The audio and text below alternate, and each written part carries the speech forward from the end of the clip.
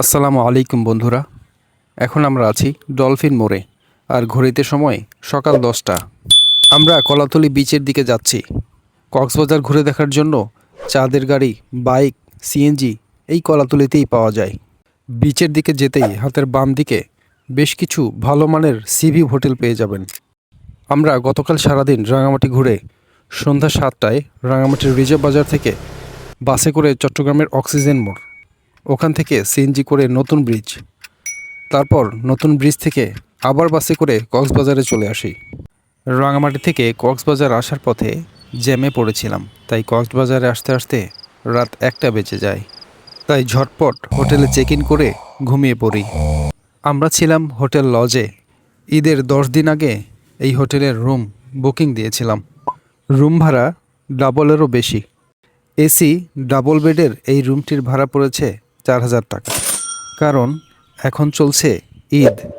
তবে ব্রেকফাস্টটা কমপ্লিমেন্টারি ছিল, এই বিষয়টা ভালো লেগেছে। বন্ধুরা, আমাদের শুধু রাঙামাটি প্ল্যান ছিল, কিন্তু এই বিশাল জলরাশি আর উত্তাল ঢেউয়ের গর্জন আমাদেরকে ভীষণভাবে টেনেছে। আর তাই তো আইলাম সাগরে।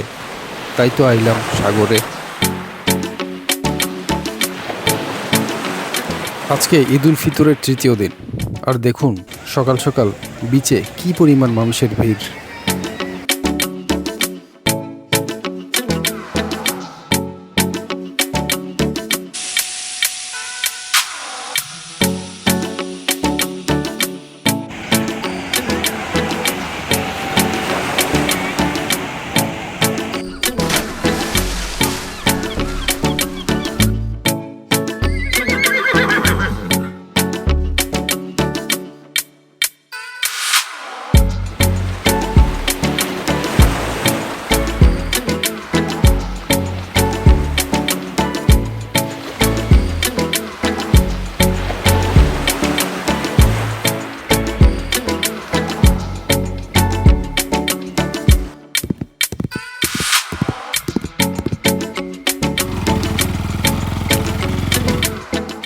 বন্ধুরা, বিচে আমার কাছে সবচেয়ে ভালো লাগে এই চেয়ারগুলোতে শুয়ে শুয়ে সমুদ্র দর্শন।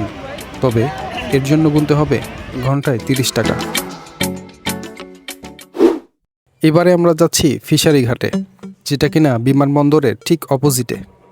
জেলেরা সাগরে মাছ ধরে এই ফিশারি ঘাটে নিয়ে আসে, আর তাই এখানে আসলে বিভিন্ন ধরনের মাছ দেখতে পাবেন।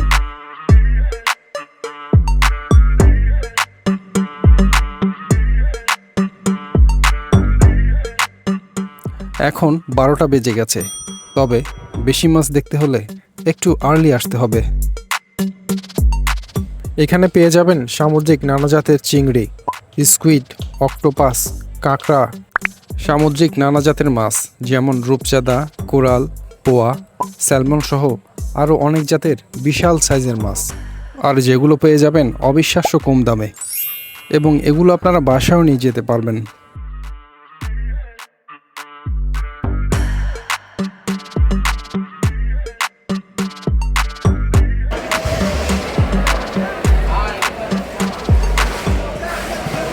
কোরাল মাছ কত করে ভাই?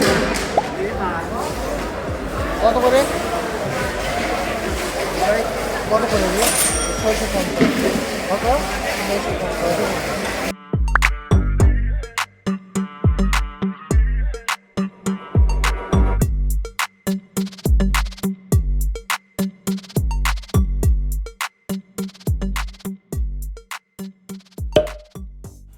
এরপর আমরা চলে আসলাম লাবণী বিচে।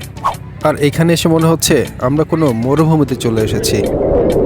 ভেবেছিলাম এখানে ভিড় কম থাকবে, কিন্তু আসলে না, এই ঈদে সব জায়গাতেই প্রচুর ভিড়। লাবণী বিচ থেকে হেঁটে হেঁটে আমরা চলে যাচ্ছি সুগন্ধা পয়েন্টে। সুগন্ধা পয়েন্টের এই ঝাউবন বিচের সৌন্দর্যকে বাড়িয়ে দিয়েছে বহুগুণ, আর আজকের প্রখর রোদে এর ছায়া আমাদের শরীর ও মনকে শীতল করে দিচ্ছে। এখানে এসে এই প্লাস্টিক দানবের সাথে দেখা, যেটা বার্তা দিচ্ছে এই প্লাস্টিক এই বিচের জন্য এবং এই পৃথিবীর জন্য কতটা ভয়ঙ্কর। তাই এই বিচকে পরিষ্কার পরিচ্ছন্ন রাখা কিন্তু আমাদের সকলের দায়িত্ব। ঢেউগুলো যেভাবে আছড়ে পড়ছে, আমরাও ঠিক সেভাবে সমুদ্রের বুকে ঝাঁপিয়ে পড়লাম। অনেকেই হয়তোবা ভাবছেন মেরিন ড্রাইভে তো গেল না, আসলে এর আগে বেশ কয়েকবার ওদিকে গিয়েছি, তাই এবারে আমাদের প্ল্যান হচ্ছে শুধু বিচটাকেই উপভোগ করা। আপনারা চাইলে ঘুরে আসতে পারবেন। ফাইনালি 4:15 গাড়িতে আমরা পাবনার উদ্দেশ্যে রওনা হই এবং পরদিন সকাল 7টায় পাবনা পৌঁছে যাই। আপনারা ইচ্ছা করলে সন্ধ্যার পরের যে কোনো গাড়িতে রওনা দিতে পারবেন। আমাদের যেহেতু কাজ ছিল তাই আমরা একটু আগে ভাগেই রওনা দিয়েছি। তো এই ছিল আমাদের 2 দিনের ধামাকা ট্যুর প্ল্যান।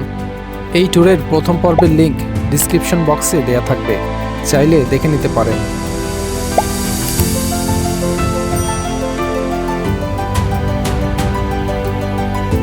সবাইকে ধন্যবাদ। আসসালামু আলাইকুম।